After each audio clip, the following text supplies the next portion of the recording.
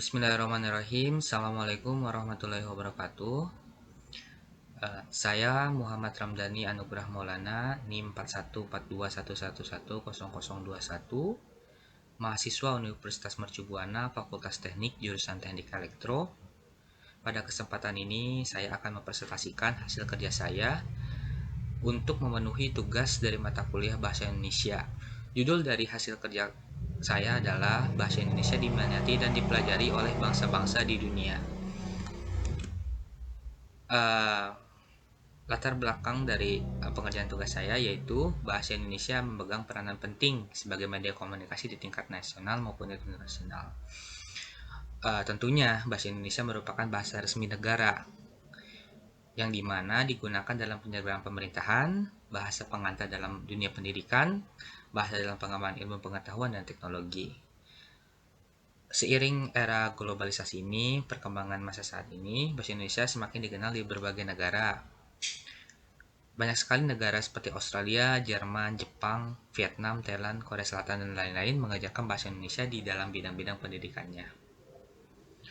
Tidak kurang dari 52 negara mempelajari bahasa Indonesia. Dan faktanya bahwa bahasa Indonesia termasuk 10 bahasa paling populer di dunia. Jadi kita akan membahas pemicu bahasa Indonesia diminati dan dipelajari dunia. Kemudian apa itu BIPA atau bahasa Indonesia bagi penutur asing. Kemudian ada perkembangan bahasa Indonesia di luar negeri. Kemudian upaya pemerintah dalam pengembangan bahasa Indonesia.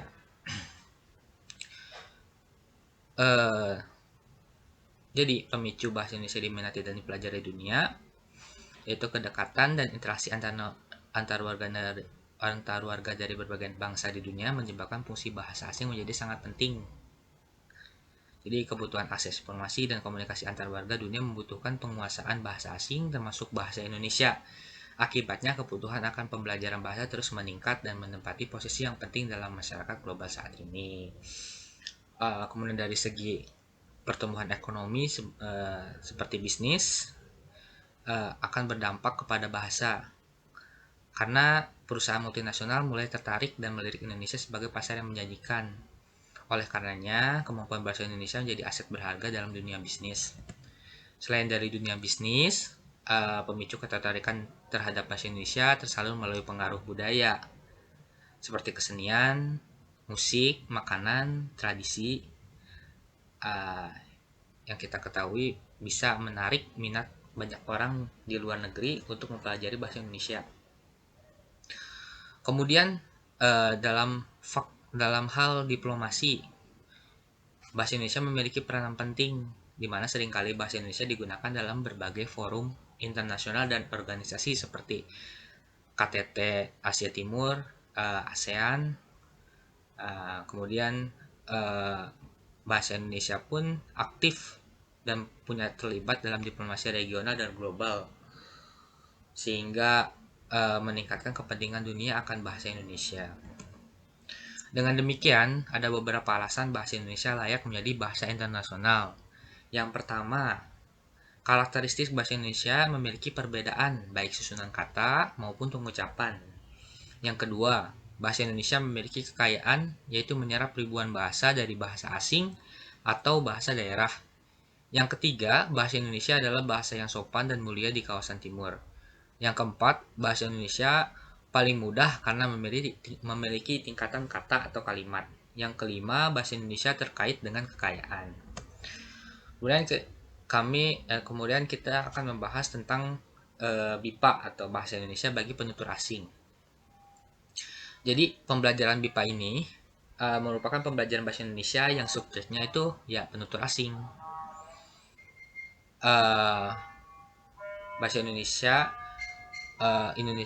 bagi penutur asing ini menjadikan orang asing mampu dan menguasai bahasa Indonesia.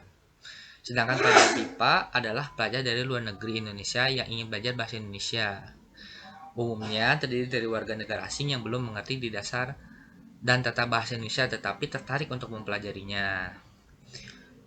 Hal tersebut didukung dengan pernyataan dari Suyitno pada tahun 2008 bahwa pelajar BIPA merupakan pelajar berkewarganegaraan asing yang berlatar belakang budaya berbeda dengan budaya bahasa yang diketahui dan dipelajari selama ini. Kemudian bagaimana perkembangan bahasa Indonesia di luar negeri? Tentunya bahasa Indonesia memiliki peranan penting dalam kedudukannya sebagai bahasa asing di tengah masyarakat internasional. Contohnya di daerah Ho Chi Minh City, Vietnam, bahasa Indonesia ditempatkan sebagai bahasa asing kedua sejak Desember 2007. Kemudian di negara-negara berbahasa Melayu seperti Malaysia, Singapura, Brunei Darussalam, dan masyarakat Timur lain mulai menggunakan bahasa Indonesia. Selain itu, di Tiongkok, beberapa universitas membuka jurusan bahasa Indonesia untuk jenjang sarjana. Pemerintah Tiongkok memandang hubungan kerjasama dengan Indonesia dalam berbagai sektor merupakan peluang jangka panjang yang menguntungkan. Kemudian, bagaimana upaya pemerintah dalam pengembangan bahasa Indonesia? Mencermati perkembangan bahasa Indonesia, pemerintah menerbitkan Undang-Undang Nomor 24 Tahun 2009. Dalam bagian keempat undang-undang tersebut dinyatakan upaya peningkatan fungsi bahasa Indonesia menjadi bahasa internasional yang dilengkapi teknisnya oleh pasal 44 ayat 1 sampai 3. Bunyi ayat 1 adalah pemerintah meningkatkan fungsi bahasa Indonesia menjadi bahasa internasional secara bertahap, sistematis, dan berkelanjutan. Ayat kedua, peningkatan fungsi bahasa Indonesia menjadi bahasa internasional sebagaimana dimaksud pada ayat pertama dikoordinasi oleh lembaga kebahasaan. Yang ketiga, ayat ketiga, ketentuan lebih lanjut mengenai peningkatan fungsi bahasa Indonesia menjadi bahasa internasional sebagaimana dimaksud pada ayat 1 diatur dalam peraturan pemerintah maksudnya. Jadi kesimpulan dari pemaparan yang tadi, perkembangan di era globalisasi ini membawa bahasa ke dalam peranan penting termasuk bahasa Indonesia.